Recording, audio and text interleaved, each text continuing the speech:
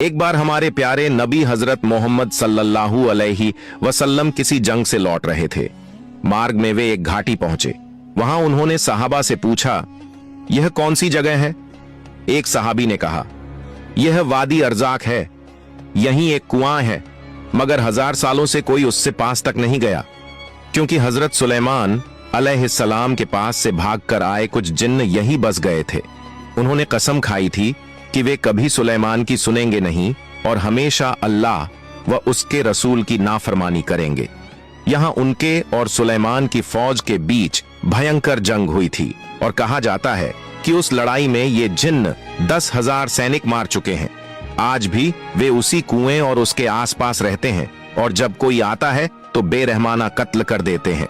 यह सुनकर रसूल सल्लल्लाहु अलैहि वसल्लम ने कहा, अगर ऐसा है तो यहीं रुकना पड़ेगा, इसे छोड़कर नहीं जा सकते।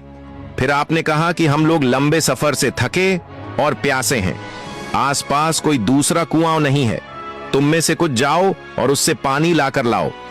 कुछ सहाबा पानी लेने को निकले। जैसे ही वे कुएं के पास पहुंचे, वहां से एक भयानक जिन्न निकल आया। रूप ऐसा कि मानो आग का टुकड़ा हो। वह देखकर सहाबा भयभीत हो गए और पीछे हटे, पर हजरत अबुल आस रज़ियल्लाहु ताला अन्हु ने पीछे नहीं हटा। पूरे हौसले से वह आगे बढ़े और मन में ठान लिया कि चाहे जो हो, रसूल के हुक्म की खातिर पानी लेकर ही लौटूंगा। पर जैसे ही वह पास पहुंचे, वहीं खौफनाक जिन्न उछला और बेरहमी से हजरत अबुल आस रज़ियल्लाहु ताला अन्हु को शहीद कर दिया। उनकी लाश कुएं के पास छूटी रही। बाकी सहाबा यह देखकर दुखित होकर रसूल के पास भागे और बताया कि हमने पानी लेने गए थे, मगर एक भयानक जिन्न ने हमारे एक साथी को मार दिया। रसूल सल्लल्लाहु अलैहि वसल्लम ने कहा कि यह जिन्नों की हिम्मत है कि वे मेरे साथी को भी मार डालते हैं। तब आपने तय किया कि एक और दल भेजा जाएगा। उसी वक्त हजरत जिब्रील अलैहिस्सलाम आए और कहा, ऐ रसूल, किसी और को मत भेजिए, हजरत अली रज़ियल्लाहु ताला अन्हु ही इन पर काबू पा सकते हैं। फिर हजरत अली को बुलाया गया और उनसे कहा गया कि वह जाकर पहले इन्हें इस्लाम की दावत दें। अगर कबूल कर लें तो ठीक, वरना उन्हें यह जगह छोड़ देने का कहा जाए, और अगर वे इन सब बातों से इनकार करें तो जंग की नौबत आएगी। आपने हजरत अली से कहा कि मैं उम्मीद करता हूं अल्लाह तुम्हें कामयाब करेगा। हजरत अली रज़ियल्लाहु ताला अन्हु कुछ साथियों के साथ कुएं की ओर बढ़े। जैसे ही वे पहुंचे, वही खौफनाक जिन्न निकला और धमकाया, इंसानों, क्या अभी भी तुम्हें मुझसे डर नहीं लगा? पहले मैंने तुम्हारे एक साथी को मार दिया, अब तुम्हें भी मिटा दूंगा। हजरत अली ने बुलंद आवाज में कहा, मैं वही शेर ए खुदा अली हूं जिन्हें पूरे जहान के नबी ने तुम्हारे पास भेजा है। मैं तुम्हें सबसे पहले इस्लाम की दावत देता हूं। जिन्न हंसा और बोला कि हमने हजारों साल पहले इस्लाम ठुकरा दिया, हम नहीं मानेंगे। हजरत अली ने कहा कि कम से कम यह जगह छोड़कर दूर चले जाओ और इंसानों को नुकसान न पहुंचाओ, किंतु जिन्न नहीं माने। तब हजरत अली ने घोषणा की कि तैयार हो जाओ, अब मेरे साथ जंग करो। गुस्से में जिन्न टूट पड़े, पर हजरत अली ने अपनी तलवार जुल्फिकार से एक वार में उसी जिन्न का सिर 2 हिस्सों में कर दिया और उसे हमेशा के लिए खत्म कर दिया। जैसे ही एक मरता गया, कुएं से और हजारों जिन्न ऊपर आए और दहाड़े भरने लगे। उनकी चीखों से आसमान जमीन कंपकपाने लगी। हजरत अली ने कुरान की आयातें पढ़नी शुरू कर दी। जैसे ही वे पढ़ते, जिन्हों के जिस्म पर आग छिड़ने लगी और वे सहम कर वापस कुएं में जा गिरे। फिर हजरत अली ने बाल्टी से पानी निकालने की कोशिश की, पर जिन्न बार बार बाल्टी फेंक देते। अंततः हजरत अली ने रस्सी के एक सिरे को अपनी कमर से बांध लिया और दूसरे सिरे को अपने साथियों के हाथों में थमाया। खुद कुएं के भीतर उतर गए। अंदर अनगिनत जिन्हों ने उन पर टूट पड़े, मगर हजरत अली ने एक एक कर कई जिन्हों को काटा और जहन्नुम की तरफ भेज दिया। रिवायत है कि उस दिन अकेले उन्होंने लगभग 20,000 जिन्न मार डाले। जब बाकी जिन्हों ने देखा कि उनके साथी मरे जा रहे हैं, तो वे झुककर मिन्नत करने लगे, हजरत, हमें माफ कर दीजिए। हजरत अली ने कहा कि अगर तुम पहले ही मान गए होते तो इतनी लड़ाई न करनी पड़ती। अब मेरी एक ही मांग है, कलिमा पढ़ो, मुसलमान बनो और इंसानों की हत्या बंद करो। उनके नेता ने कहा कि उसका नाम कौगान था। हजरत अली ने उसका नाम बदलकर जाफर रखा और उसे कहा कि अब तुम अपने लोगों को सही राह दिखाओ। जिन्होंने कलिमा पढ़ ली, ला इलाहा इल्लल्लाहु मुहम्मदुर रसूलुल्लाह, और वादा किया कि अब वे इंसानों को न पढ़ाएंगे न सताएंगे और अल्लाह व उसके रसूल की आज्ञा मानेंगे। फिर हजरत अली ने कुएं से पानी निकालकर रसूल सल्लल्लाहु अलैहि वसल्लम के पास लौटकर सौंप दिया और पूरा वाकया बताया। रसूल सल्लल्लाहु अलैहि वसल्लम ने अल्लाह का शुक्र अदा किया। इसी दौर का वाकया है।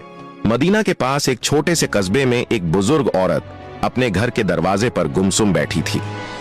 उसके सामने कुछ थैले और सामान रखा था, जैसे कहीं सफर पर निकलने की तैयारी कर रही हो। चेहरे पर चिंता की गहरी लकीरें थीं और आंखों में बेचैनी झलक रही थी।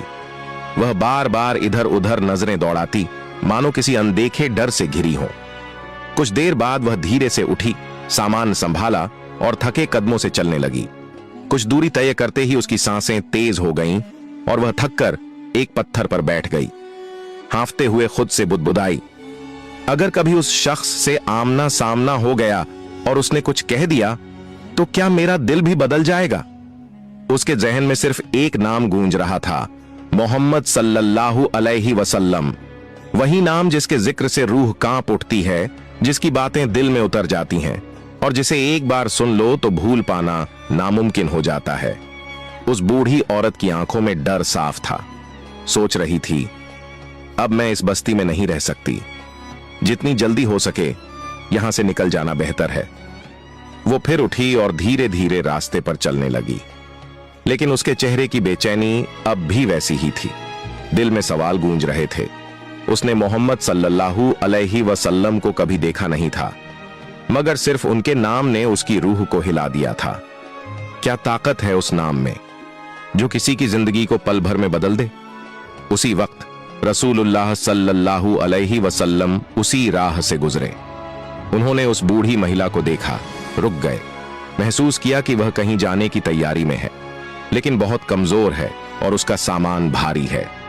नबी करीम सल्लल्लाहु अलैहि वसल्लम ने नरम और मोहब्बत भरी आवाज में पूछा, अम्मा जान, कहां जाने का इरादा है? बुजुर्ग औरत थोड़ी चौंकी, फिर कुछ पल उन्हें देखकर बोली, बेटा, मैं इस शहर को छोड़ रही हूं। अब यहां रहना सुरक्षित नहीं रहा। एक जादूगर आया है जो लोगों के दिल अपनी बातों से बदल देता है। मैं नहीं चाहती कि मेरे साथ भी ऐसा हो। रसूलुल्लाह सल्लल्लाहु अलैहि वसल्लम ने सर झुकाया, उसकी बात पूरी तवज्जो से सुनी, फिर बहुत सुकून से बोले, अम्मा जान, क्या मैं आपकी मदद कर सकता हूं? आपका सामान तो भारी लग रहा है। बुजुर्ग महिला कुछ पल उसके चेहरे को निहारती रही, मन में सोच रही थी, कैसा है यह नौजवान? आजकल कौन किसी की इतनी फिक्र करता है। कुछ देर सोचने के बाद बोली, बेटा, अगर तुम मेरा यह सामान सिर पर उठा दो तो मेरी बहुत मदद हो जाएगी। रसूलुल्लाह सल्लल्लाहु अलैहि वसल्लम मुस्कुराए और आगे बढ़े, सामान उठाने लगे। वास्तव में सामान भारी था। उन्होंने महसूस किया कि इस उम्र में यह अम्मा इसे अकेले कहीं नहीं ले जा सकती। बहुत ही नरमी से बोले, अम्मा जान, आपका बोझ सच में भारी है और आप भी अब बुजुर्ग हो चुकी हैं। अगर आप अनुमति दें तो क्या मैं आपको आपके गंतव्य तक पहुंचा दूं? इस बार बुजुर्ग महिला पूरी तरह आश्चर्यचकित रह गई। इतना शरीफ और दयालु लड़का। वह कुछ पल चुप रही, फिर गहरी सांस लेकर बोली, बेटा, इससे बड़ी मेहरबानी और क्या हो सकती है? तब अल्लाह के रसूल सल्लल्लाहु अलैहि वसल्लम ने वह भारी सामान अपने कंधे पर उठा लिया और धीरे धीरे महिला के साथ चलने लगे। अम्मा थकी हुई थीं, लेकिन बातचीत जारी रही। चलते चलते उसने नबी की ओर देखा और कहा, बेटा, मैं तुम्हें एक बात बताती हूं। अगर तुम समझदार हो तो इस शहर को छोड़ दो। यहां एक बहुत खतरनाक जादूगर आया है। उसका नाम है मोहम्मद। वह दावा करता है कि वह नबी है, हमारे देवताओं के बारे में झूठ बोलता है और लोगों को गुमराह करता है। रसूलुल्लाह सल्लल्लाहु अलैहि वसल्लम चुपचाप सुनते रहे, बिना किसी प्रतिक्रिया के। उनके चेहरे पर सुकून ही सुकून था। महिला ने थोड़ी देर बाद फिर कहा, उसकी बातों में ऐसा जादू है कि जो एक बार सुन ले वही उसके प्रभाव में आ जाता है। कितने लोग उसके जाल में फंस चुके हैं। सिर हिलाते हुए जैसे किसी बड़े खतरे की चेतावनी दे रही हो। नबी सल्लल्लाहु अलैहि वसल्लम अभी भी चुप थे। महिला संजीदा होकर बोली, बेटा, मैंने अपनी पूरी जिंदगी अपने देवताओं की पूजा में बिताई है। मैं नहीं चाहती कि अब मेरी ईमानदारी डगमगाए। मैं उसी तरह जीना चाहती हूं जैसे मेरे पूर्वज जीते थे। मोहम्मद की बातों में आकर भटकना नहीं चाहती। मैं तुम्हें भी समझा रही हूं, उससे दूर रहना। लेकिन नौजवान कुछ नहीं बोले, बस चुपचाप सिर झुकाए बुजुर्ग महिला का बोझ अपने कंधे पर उठाए धीरे धीरे चलते रहे, मानो उन्होंने कुछ सुना ही नहीं। लंबी यात्रा के बाद वे दोनों मंजिल तक पहुंच गए। नौजवान ने धीरे से अम्मा का सामान नीचे रखा, इतनी सावधानी से कि उन्हें कोई तकलीफ ना हो। फिर वह चुपचाप वापस मुड़ने लगा। अम्मा हैरान रह गईं और बोली, बेटा, एक बात तो बता, तुम कौन हो? तुमने अपना नाम तक नहीं बताया। अम्मा बोली, इतना बोझ उठा लिया, इतनी मदद की, मैं सबको बताऊंगी कि आज मुझे रास्ते में एक फरिश्ता मिला था। नौजवान ने हल्की हंसी के साथ कहा, अम्मा, नाम जानकर तुम क्या करोगी? आपका काम तो हो चुका, बस यही काफी है। पर अम्मा अड़ गई, नहीं बेटा, मुझे जानना ही होगा। तुम इतने अच्छे, इतने शरीफ और विनम्र हो, मुझे तुम्हारा नाम जानना जरूरी है।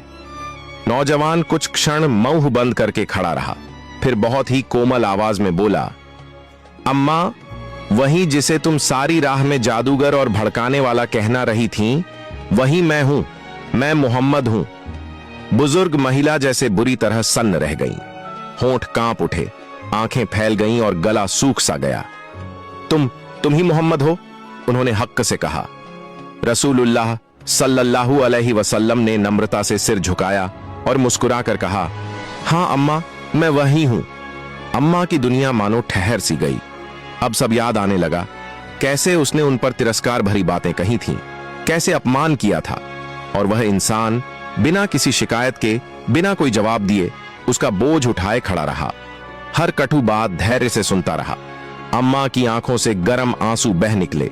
जो उसने डर कर निंदा किया वही सबसे ज्यादा दया वाला निकला। वह अब और टिक नहीं पाई, कांपती हुई रसूलुल्लाह सल्लल्लाहु अलैहि वसल्लम के पास झुक गईं। दोनों हाथ उनके पैर पकड़कर फूट फूट कर रोने लगीं। मैंने पूरे रास्ते तुम्हें गालियां दी, तुम्हारा अपमान किया, और तुमने एक बार भी उकसाने या शिकायत का लहजा नहीं अपनाया, उल्टा मदद की। रसूलुल्लाह सल्लल्लाहु अलैहि वसल्लम ने बड़े मृदु भाव से कहा, अम्मा, आपने जो कहा वह इस कारण था कि आप नहीं जानती थीं। जो कुछ नहीं जानता, यदि धैर्य और समझ से बताया जाए तो एक दिन वह सच्चाई पहचान लेता है। बुजुर्ग महिला की रुलाई थमने का नाम ही नहीं ले रही थी। उसने लंबी सांस ली और दर्द से बोली, मैंने बड़ी भूल की, मुझे झूठ सिखाया गया था। अब मैं समझ गई हूं, तुम सच्चे हो, तुम इंसाफ करने वाले हो, और तुम जरूर अल्लाह के भेजे हुए रसूल हो। कांपती पर दृढ़ आवाज में उसने फिर शरीक किया, मैं गवाही देती हूं कि अल्लाह के सिवा इबादत योग्य कोई नहीं, और मैं गवाही देती हूं कि तुम मोहम्मद अल्लाह के रसूल हो। सुभान अल्लाह।